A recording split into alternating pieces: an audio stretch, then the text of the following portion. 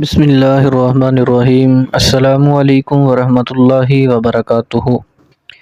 امام مسجد کی بددعا کا اثر۔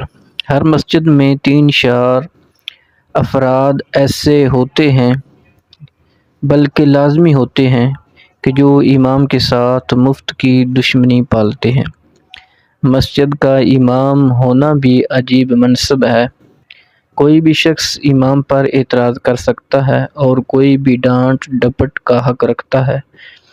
امام کیسا بھی عالی مرتبہ اور عظیم کردار کا مالک کیوں ہی نہ ہو، مقتدیوں کی جلی کٹی باتوں سے محفوظ نہیں رہ سکتا۔ حضرت سعد بن ابی وقاص رضی اللہ عنہ کو دیکھیے، جلیل القدر صحابی ہیں، پہل اسلام لانے والوں میں سے ہیں اور عشرہ مبشرہ میں سے ہیں۔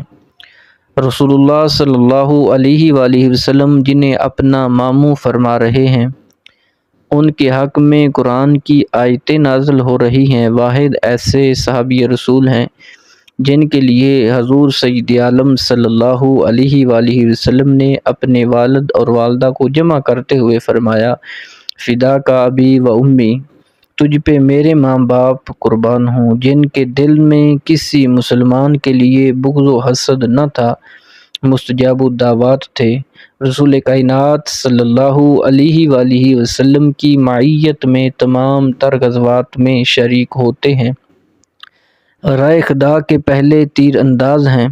خود حضور سید عالم صلی اللہ علیہ وآلہ وسلم آپ کو سالار لشکر مقرر فرما کر قرار کی جانب روانہ فرماتے ہیں۔ آپ کے ہاتھ پر بہت سی فتوحات ہوئیں، لیکن جب امارات کوفہ کے دوران مسلح امامت پہ کھڑے ہوتے ہیں تو کوفہ والوں کے اعتراضات کا محور بن جاتے ہیں۔ کوفہ والے حضرت سیدنا عمر فاروق رضی اللہ عنہ کو شکایات بھجواتے ہیں، اور ان میں ایک شکایت یہ بھی ہوتی ہے کہ حضرت سعد بن ابی وقاص رضی اللہ عنہ نماز ٹھیک نہیں پڑھاتے۔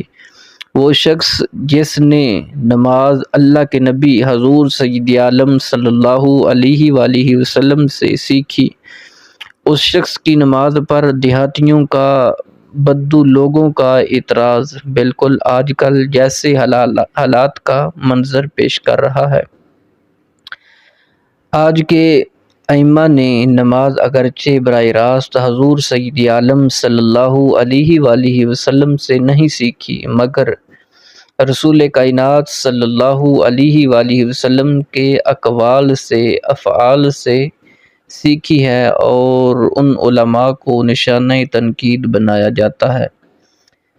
بہرحال جب حضرت سیدنا ابی وقاص رضی اللہ سعد بن ابی وقاص رضی اللہ عنہ کی شکایت حضرت سیدنا عمر فاروق رضی اللہ عنہ تک پہنچتی ہے، تو حضرت سیدنا عمر فاروق رضی اللہ عنہ تحقیق کے احوال کے لیے کوفہ والوں کی طرف محمد بن مسلمہ اور عبداللہ بن ارقم کو بھیجتے ہیں، جو ایک مسجد میں جا کر حضرت سعد بن ابی وقاص رضی اللہ عنہ کے بارے میں پوچھتے ہیں۔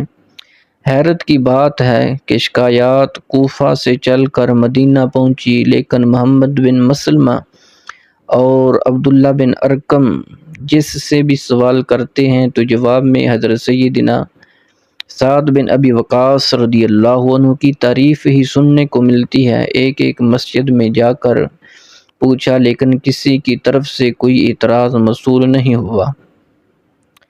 البتہ جب پوچھتے پوچھتے سلسلہ بنو عبس کی مسجد تک پہنچا تو صرف ایک شخص اسامہ بن قتادہ نامی اٹھ کر حضرت سعد بن ابی وقاص رضی اللہ عنہ کی شکایت کرتا ہے کہ آپ کی نماز ٹھیک نہیں، یہ جہاد کے سلسلے میں کوتاہی کرتے ہیں اور فیصلے میں عدل و انصاف سے کام نہیں لیتے۔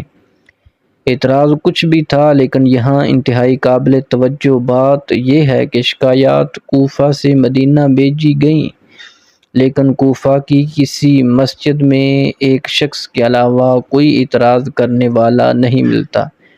یہ حقیقت تاریخ کا حصہ اور لائق اعتماد کتب میں موجود ہے۔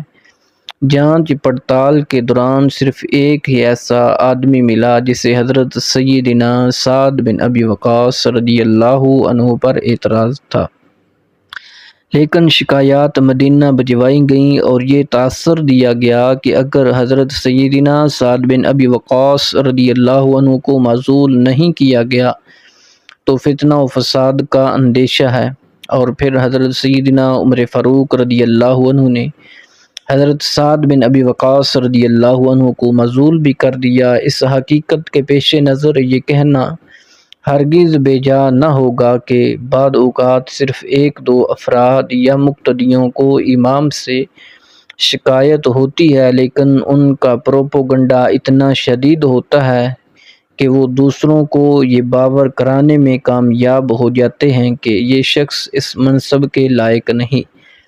میں اس مقام پر پروپیگنڈا کرنے والوں کو دل کے کانوں سے متوجہ ہونے کی دعوت دوں گا۔ اس میں شک نہیں کہ مجھ جیسے ائمہ مساجد لائق تعریف نہیں، لیکن میرے بھائیوں، میرے صاحبوں، کبھی آپ کی مسجد کا امام ہے، قصور بھی ہوتا ہے اور آپ کے اعتراض بے جا بھی ہوتے ہیں۔ ایسی حالت میں اپنی انا کی تسکین کی بجائے اللہ جل وعلا کی پکڑ سے ڈریے اور ذہن میں رکھیے کہ جب حضرت سعد بن ابی وقاص رضی اللہ عنہ نے معترض کی ناحق باتیں سنی تھیں تو اپنے ہاتھ اللہ جل وعلا کے دربار میں اٹھا کر یہ دعا کی، اللہم ان کان عبدک ھذا کاذبا قام ریاء وسمعۃ فعاتل عمرہ وعاتل فقرہ وعرض بالفتنۃ۔ اے اللہ، اگر تیرا یہ بندہ جھوٹا ہے اور نام و نمود کی خواہش میں اٹھا ہے تو اس کی عمر کو لمبا کر، اس کی محتاجی میں اضافہ کر اور اسے فتنوں میں مبتلا کر۔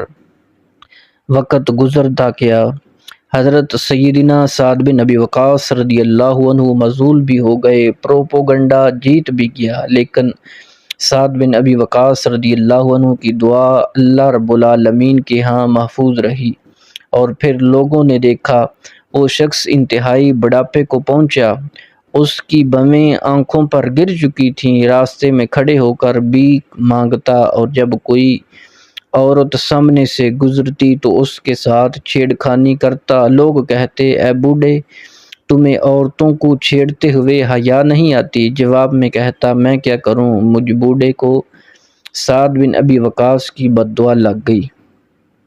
آج کے دور کا کوئی امام حضرت سعد بن ابی وقاص رضی اللہ عنہ جیسا تو نہیں، لیکن کسی بھی مسلمان پر ناحق اعتراضات کرتے وقت اللہ رب العالمین کی پکڑ کو بھول نہ جانا انتہائی بد نصیبی کی علامت ہے۔ ہم اپنے پروپیگنڈے میں جیت سکتے ہیں، لیکن اللہ رب العالمین کے ہاں فیصلے حقائق کی بنیاد پر ہوتے ہیں، ان فیصلوں سے بے خوف نہیں ہونا چاہیے۔